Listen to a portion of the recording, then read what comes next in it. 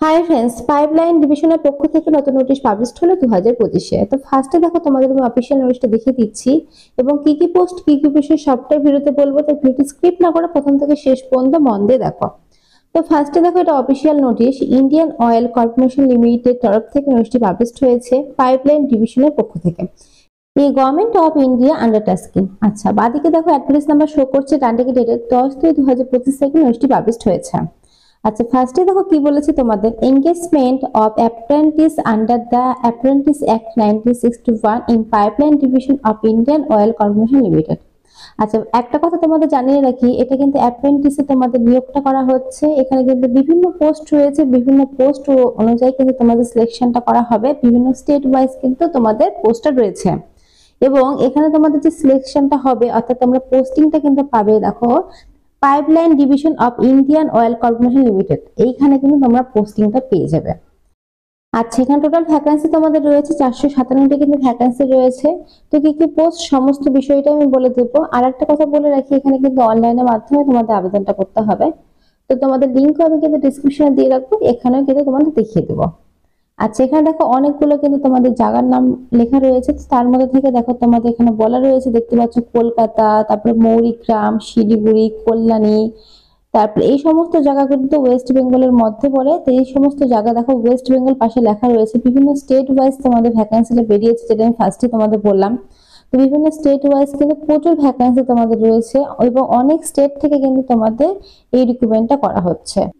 আচ্ছা, এখানে তোমাদের দেখো আমি জুম করে দেখিয়ে দিচ্ছি, দেখতে পাচ্ছ ওয়েস্ট বেঙ্গলের ক্ষেত্রে তোমাদের কিন্তু বলা রয়েছে। দেখো ফার্স্টে বোলপুর রয়েছে, তারপর বাজবাস রয়েছে, দুর্গাপুর রয়েছে, তারপরে দেখো পরপর কিন্তু তোমাদের কলকাতা, শিলিগুড়ি সমস্ত জায়গায় কিন্তু তোমাদের রিক্রুটমেন্ট গুলো করা হবে।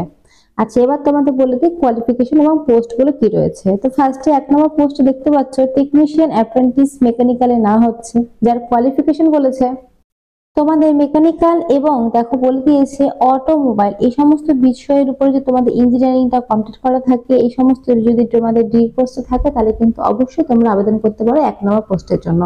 আচ্ছা, 2 নম্বর পোস্টে রয়েছে টেকনিশিয়ান অ্যাপ্রেন্টিস ইলেকট্রিক্যালে না হচ্ছে। এখানে কিন্তু তোমাদের দেখো electrical engineering, electronics, electrical engineering এই সমস্ত যদি ডিগ্রি কোর্স করা থাকে তাহলে কিন্তু আবেদনটা করতে পারবে।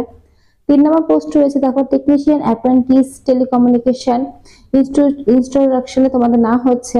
এর ক্ষেত্রে কিন্তু তোমাদের বলে দিয়েছি দেখো ইলেকট্রনিক্স কমিউনিকেশন ইঞ্জিনিয়ারিং যদি তোমাদের কমপ্লিট থাকে তাহলে আবেদন করতে পারবে, বা ইলেকট্রনিক্স টেলিকমিউনিকেশন ইঞ্জিনিয়ারিং যদি তোমাদের কমপ্লিট করা থাকে তাহলে করতে পারবে।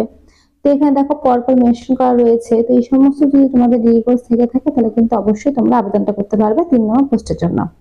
4 নম্বর পোস্টে তোমাদের রয়েছে দেখো ট্রেড অ্যাপ্রেন্টিসে তোমাদের না হচ্ছে অ্যাসিস্ট্যান্ট হিউম্যান রিসোর্সে। এর ক্ষেত্রে তোমাদের দেখো বলেছে গ্রাজুয়েশন কিন্তু তোমাদের থাকতে হবে, full time bachelor degree graduation যদি তোমাদের কমপ্লিট থাকে তাহলে কিন্তু তোমরা এখানে আবেদনটা করতে পারবে। আচ্ছা, তারপরে 5 নম্বরটা দেখো তোমাদের বলে দিয়েছে এটা ট্রেড অ্যাপ্রেন্টিস অ্যাকাউন্টেন্ট পোস্টের জন্য।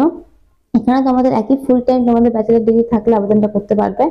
6 নম্বর ডাটা এন্ট্রি অপারেটরের ক্ষেত্রে তোমাদের শুধুমাত্র মাধ্যমিক পাস হলেই কিন্তু আবেদনটা করতে পারবে, গ্রাজুয়েশন থাকলে কিন্তু হবে না, এখানে কিন্তু বলে দিয়েছে। আচ্ছা, 7 নম্বরের ক্ষেত্রে দেখো ডোমেস্টিক ডাটা এন্ট্রি অপারেটরের জন্য কিন্তু বলে দিয়েছে তোমাদের উচ্চ মাধ্যমিক পাস থাকলে আবেদন করতে পারবে। তার সঙ্গে ডোমেস্টিক ডাটা এন্ট্রি অপারেটরের যে সমস্ত ট্রেনিং গুলো হয়ে থাকে সেগুলোর বিষয়ে কিন্তু তোমাদের নলেজটা থাকতে হবে।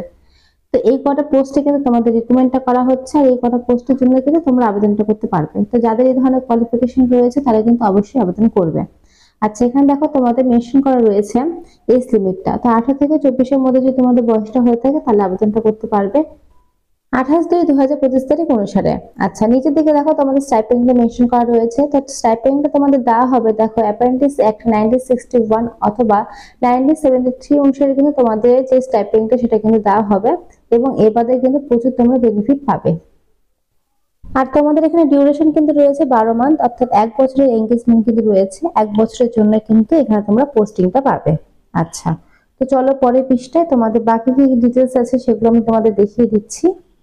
আচ্ছা, তো এখানে দেখো 1-2 করে কিন্তু অনেক কিছু মেনশন করা রয়েছে। তো তোমরা এগুলো এক্সট্রা ডিটেলস গুলো দেখে নেবে, আমি শুধু মেন পয়েন্ট গুলো তোমাদের বলে দিচ্ছি কি রয়েছে। তো এখানে দেখো ওয়েস্ট বেঙ্গলের ক্ষেত্রে কিন্তু প্রত্যেকটি তোমাদের দেখো ট্রেড ওয়াইজ কিন্তু তোমাদের ভ্যাকান্সিটা মেনশন করা রয়েছে। টোটাল ভ্যাকান্সি রয়েছে ওয়েস্ট বেঙ্গলের ক্ষেত্রে 50টি, প্রত্যেকটি ক্যাটাগরি ওয়াইজ কিন্তু তোমাদের ভ্যাকান্সিটা রয়েছে।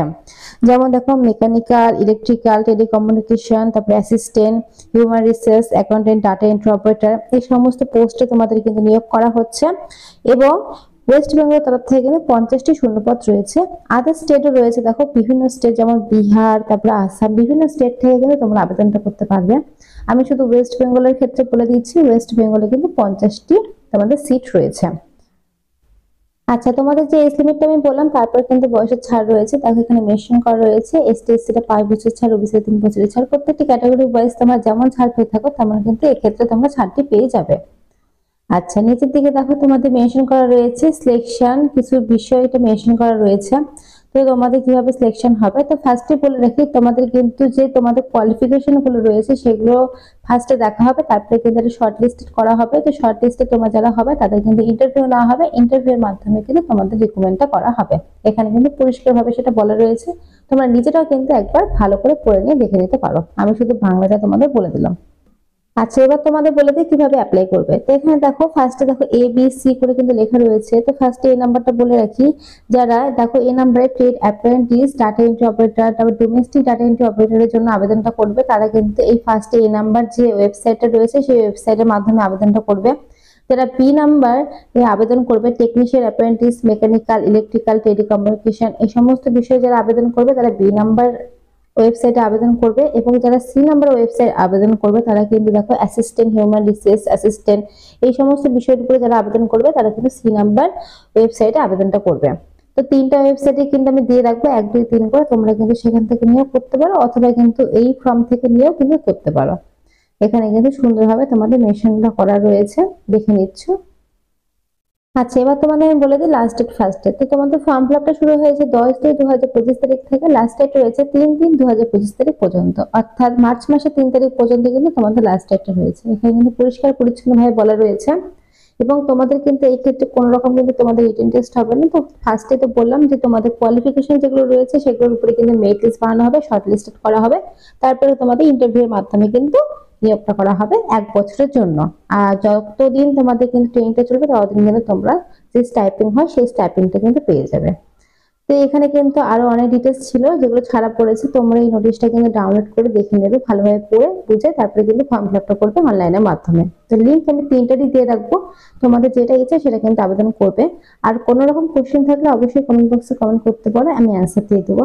তো ফ্রেন্ডস, আজকের মতো এইটুকুই। ভিডিওটি ভালো লাগলে অবশ্যই লাইক করো, আর এরকম নতুন আপডেট পাওয়ার জন্য চ্যানেলটা অবশ্যই সাবস্ক্রাইব করে রেখো। আর ভিডিওটি অবশ্যই তোমরা তোমাদের ফ্রেন্ডের সাথে শেয়ার করতে পারো এই ধরনের আপডেট জানার জন্য। তো আজকের মতো এইটুকুই, ধন্যবাদ আমার ভিডিওটি দেখার জন্য।